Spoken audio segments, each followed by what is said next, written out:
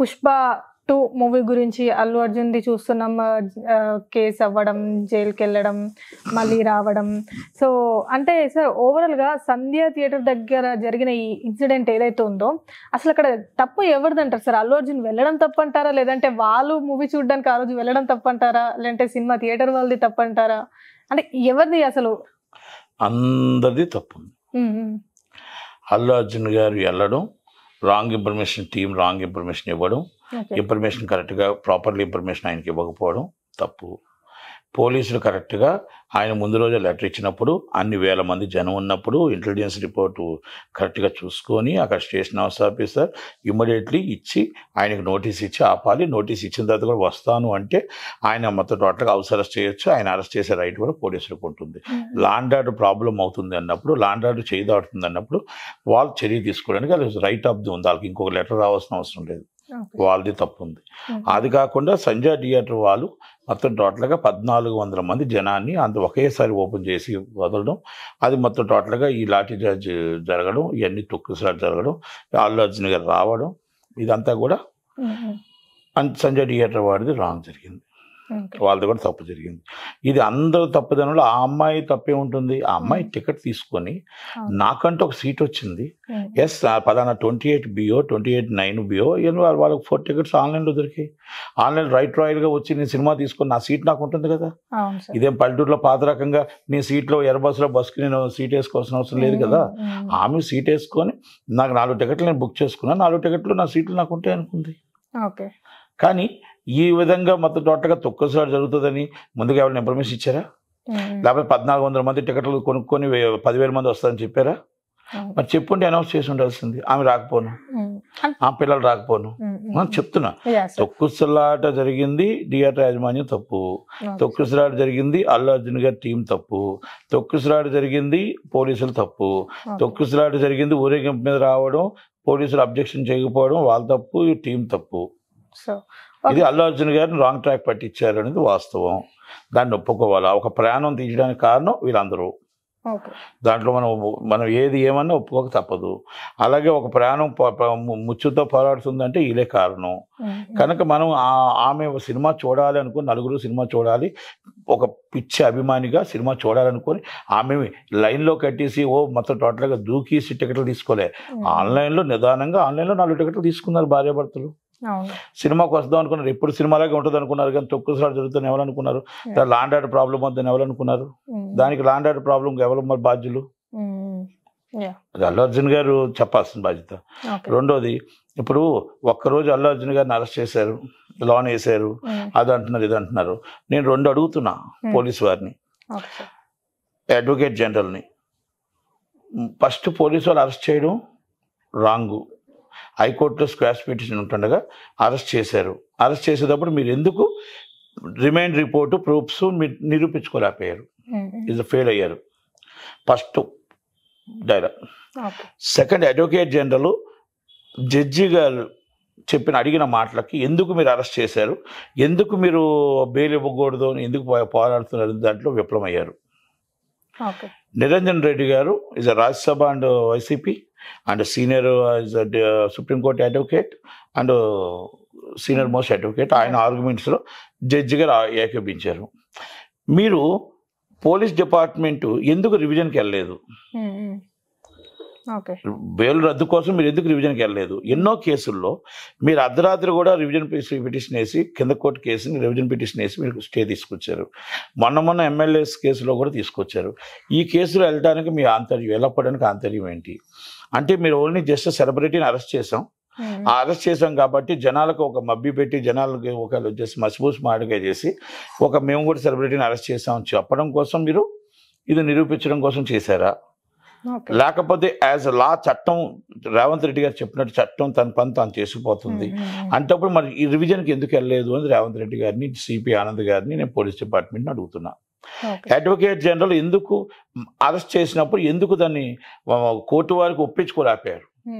ఎందుకు అరెస్ట్ చేసాం, ఎందుకు రిమైండ్ చేసాం, ఎందుకు ఎన్ని గంటలకు అరెస్ట్ చేసాం, అక్కడ అఫెన్స్ ఏం జరిగింది, అక్కడ మొత్తం టోటల్గా సీసీ ఫుటేజ్ ఏం జరిగింది, అక్కడ తొక్కుసలాట ఎందుకు జరిగింది, అల్లు అర్జున్ గారి ప్రమేయం ఎంత ఉంది, అల్లు అర్జున్ గారి ప్రమేయంలో మొత్తం టోటల్గా అక్కడ ఉన్న సెక్యూరిటీ ఏంటి, ఆ సెక్యూరిటీ ఎలా కొట్టారు, ఇవన్నీ కూడా యూట్యూబ్లో మనం ఎక్కడ చూసినా వస్తున్నాయి కదా.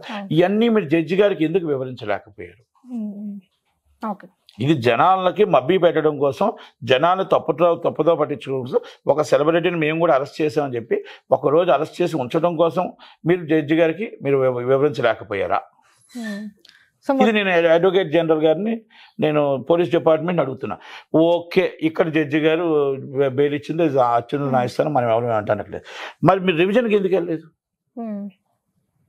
సుప్రీంకోర్టుకి ఎందుకు వెళ్ళలేదు? మీకు రైట్ ఉంది.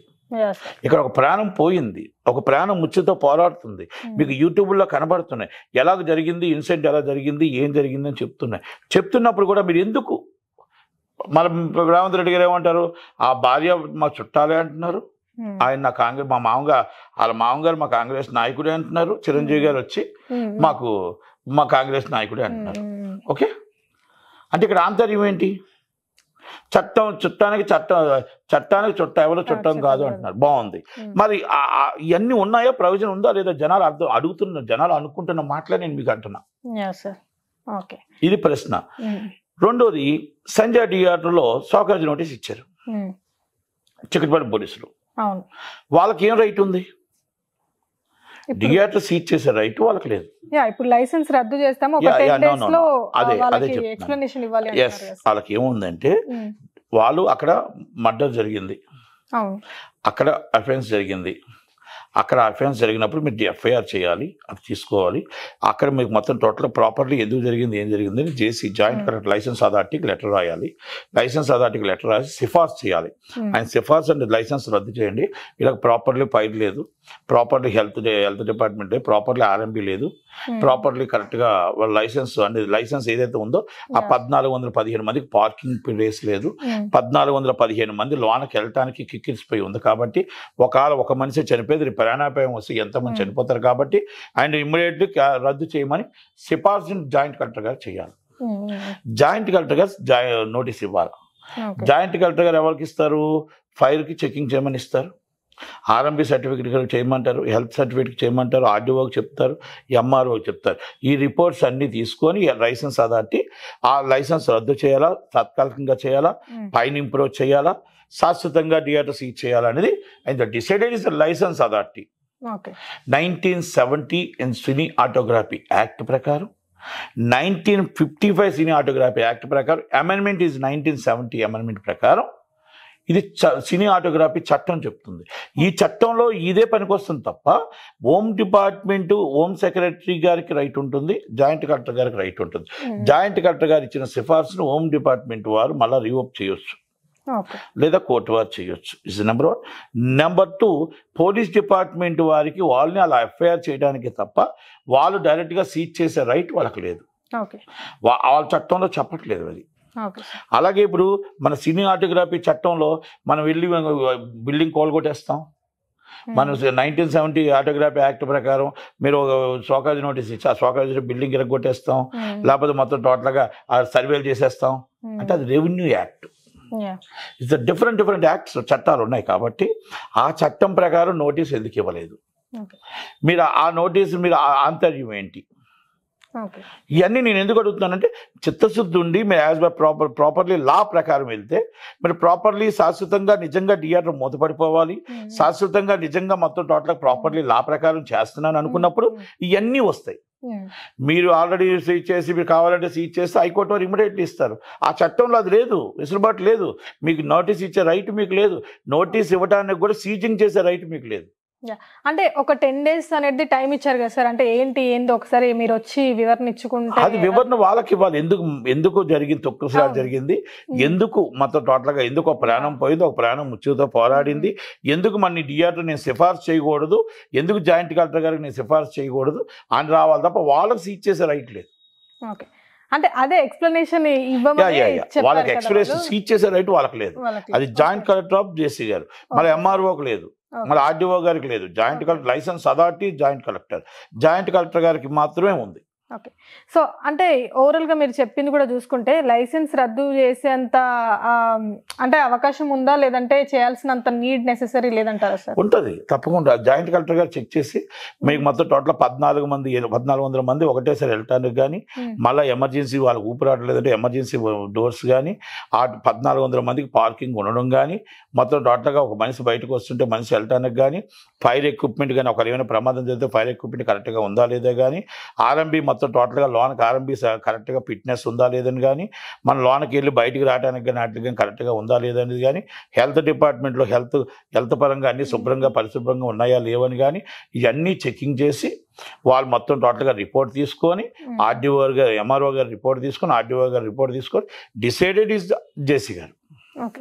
అండ్ సార్ ఇప్పుడు సంధ్య థియేటర్ అనేది ఎప్పటి నుంచో మన మూవీ ఇండస్ట్రీకి ఆనవాయితీగా వస్తుంది. అందరూ ఆ ఫస్ట్ డే అనేది వెళ్తూ ఉంటారు.